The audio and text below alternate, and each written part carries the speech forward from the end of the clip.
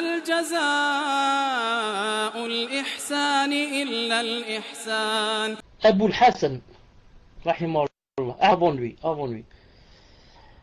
Al-Awam ibn Hawshab, rahimahullah, il a dit, on a dit, se réjouir d'un péché est pire que de le commettre. Al-Awam ibn Hawshab, rahimahullah, a dit, il a dit, on a dit, c'est-à-dire les salafs ont dit, se réjouir d'un péché est pire que de le commettre.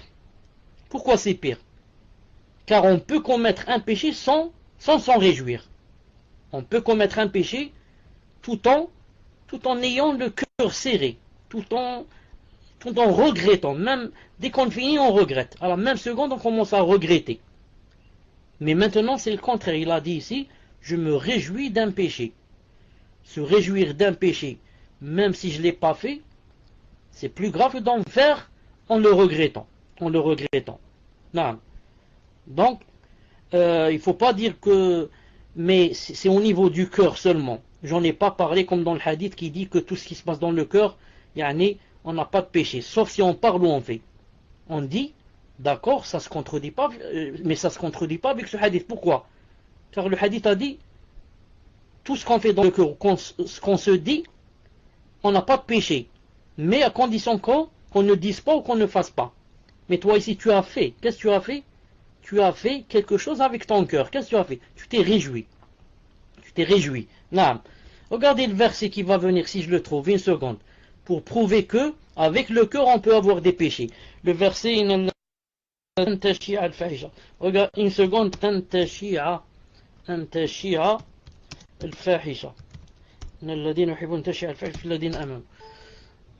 Regardez ce verset. Regardez ce verset. إن الذين يحبون أن تشيع الفاحشة في الذين آمنوا لهم عذاب أليم في الدنيا والآخرة والله يعلم وأنتم لا تعلمون. طيب.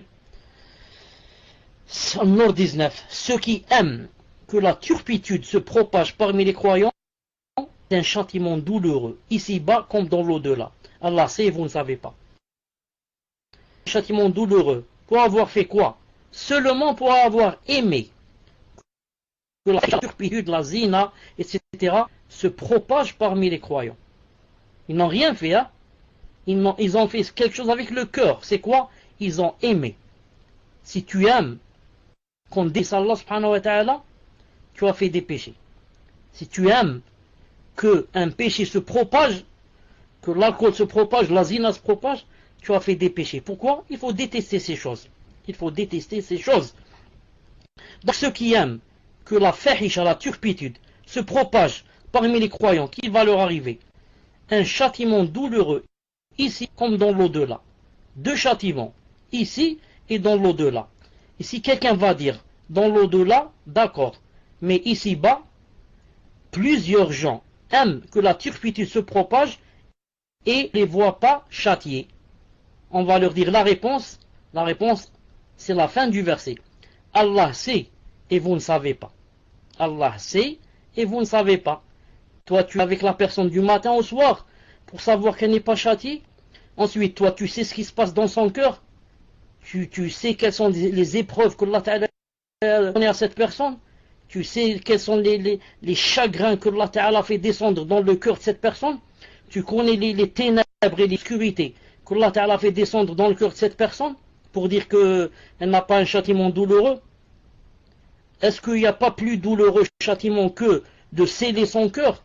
Allah Ta'ala peut-être a scellé à cette personne son cœur, elle va plus connaître la vérité. Elle va suivre seulement quoi? Les passions et les tentations. Pour ça, Allah Ta'ala a dit, Allah sait et vous ne savez pas. Toi, tu ne sais pas. Toi, tu vois la personne, tu dis comment celle-là, elle ne cesse de propager les turpitudes et je la vois, masha'Allah.